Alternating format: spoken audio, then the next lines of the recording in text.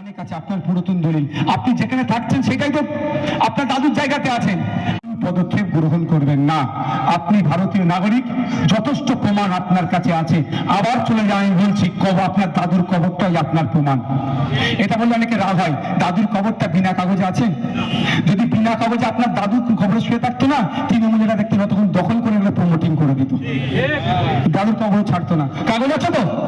আমি বলেছি দাদুর কবর দেখিয়ে দেবে, অনেকে ঝাল হয়েছে, কিন্তু দাদুর কবরেও কাগজ আছে যে দাদু যে কাগজ এক কবরে শুয়ে আছে, আছে না? ওইটাও তো আপনার প্রমাণপত্র। অনেক আছে আপনার পুরাতন দলিল, আপনি যেখানে থাকছেন সেটাই তো আপনার দাদুর জায়গাতে আছেন, আপনার নানার জায়গাতে আছেন। পিছিয়ে বসো না, বসো না, তোমরা বসো না, বসো, দাঁড়িয়ে বলছো কেন? দাদুর জায়গাতে আছেন, নানার জায়গাতে আছেন, নাই বংশ পরম্পরা আছেন তো। 1955 সালের আগের দলিল, 1923 সালের দলিল, দেশ স্বাধীন হওয়ার আগের দলিল আপনার বাড়িতে আছে। আপনাকে শুধু হয়রানি করছে, হয়রানি করছে, কিন্তু কিছু করার নেই। অত ক্ষমতা আমার হাতে নাই। যদি অত ক্ষমতা আমার হাতে থাকতো, সিআই কে এখান থেকে বার হতে দিতাম না, ওখানে দলের মতো বসে রেখে দিতাম। দুর্ভাগ্য, আমরা গিয়ে আটকালে মমতা ব্যানার্জি তার পুলিশকে দিয়ে মারছে। আমরা ধর্নায় বসতে চাইছি, আমাকে একদিন ধরে জেল খাটিয়ে দিল।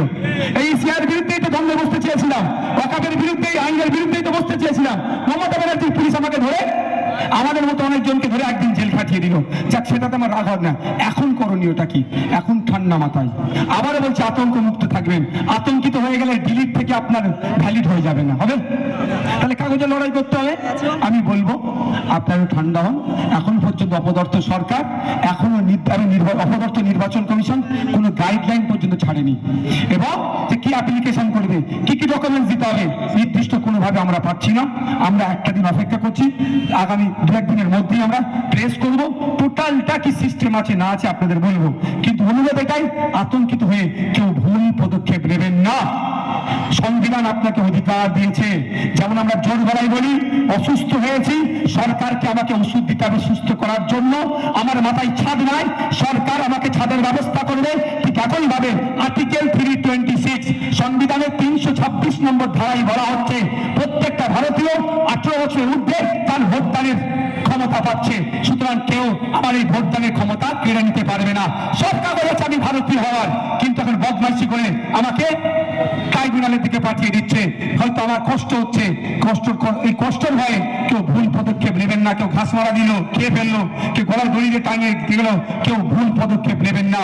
অনুযায়ী এতটুকুই আপনাদের কাছে আমি আর স্পেশাল করে ভাঙড়ের মানুষদের উদ্দেশ্যে আমার বার্তা ছিল কি, এসআইআর পর্বে আমি কি বলেছি, যদি কোনো ভাঙড়ের ভোটারকে ডিস্টার্ব করা হয়, আইনি সহযোগিতা যদি লাগে, একজন কেন, যদি 1000 মানুষের আইনি সহযোগিতা লাগে, নওশাদ সিদ্দিকী তার জন্য বিনামূল্যে আইনি পরিষেবা দেবে। আজকেও বলে যাচ্ছি, যদি কারো ভোটার, বৈধ ভোটারের নাম ডিলিট হয়ে যায়, আপনি আমাদের নেতৃত্বদের সাথে যোগাযোগ করবেন। নেতৃত্বের সাথে যোগাযোগ এই জন্যই বলছি, তাই ভোটের সময় আমি একটু ব্যস্ত আছি। ওদের সাথে যোগাযোগ করুন, আপনার নাম, আপনার ফোন নাম্বার দিয়ে দিন। আমার অফিসে লোক বসানো আছে, অফিস থেকে ফোন করে আপনার কি সমস্যা না সমস্যা, কিভাবে সমাধান করতে হবে, কোন উকিলকে সমাধান করতে হবে, আপনি ঘরে বসে কি কি করতে হবে, সবটাই আমরা আপনাদের অ্যাসিস্ট করে দেবো, সহযোগিতা করে দেবো। নিশ্চিন্তে এটা হতে এখন চিন্তা মুক্ত করেন। ইভেন সাথে সাথে এটাও বলছি, আমাদের ফেসবুকে, আমাদের পার্টির অফিসিয়াল পেজে দেখবেন নাম্বার ছাড়া আছে। প্রত্যেকদিন সন্ধ্যে 6টা থেকে রাত্রে 9টা আপনারা ভারত পশ্চিমবাংলার যে কোনো প্রান্ত থেকে ফোন করতে পারেন। পরে যদি ডিলিট হয়ে যায়, ডিলিট থেকে ভ্যালিড কিভাবে করতে হবে তার পরামর্শ আমরা দেব, এবং আইনি যা সহযোগিতা লাগবে সবটাই আমরা দেব। এবার কথা হচ্ছে, এখন দেখলে হয়তো দেখা যাবে হয়তো তৃণমূল করে, হার্ডকোর তৃণমূল, তার নাম ডিলিট হয়ে গেছে। আমি বলছি মমতা ব্যানার্জি তার পাশে এখন দাঁড়াবে না, কারণ তার ডিলিট নিয়ে মমতা ব্যানার্জি রাজনীতি করবে। মমতা ব্যানার্জি ডিলিট নিয়ে রাজনীতি করবে, ভ্যালিডের দিকে যাবে না।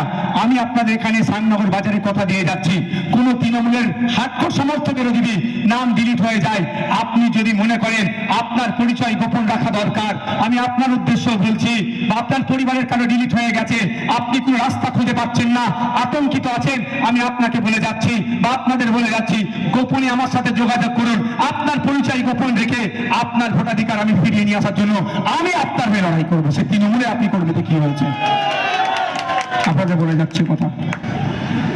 আমি জানি ওনার ভোটাধিকার ফিরিয়ে নিয়ে আসলে আমার বিপক্ষে ভোট যাবে, তাতে আমার কোনো চাই আসে না, কারণ গণতন্ত্রকে রক্ষার লড়াই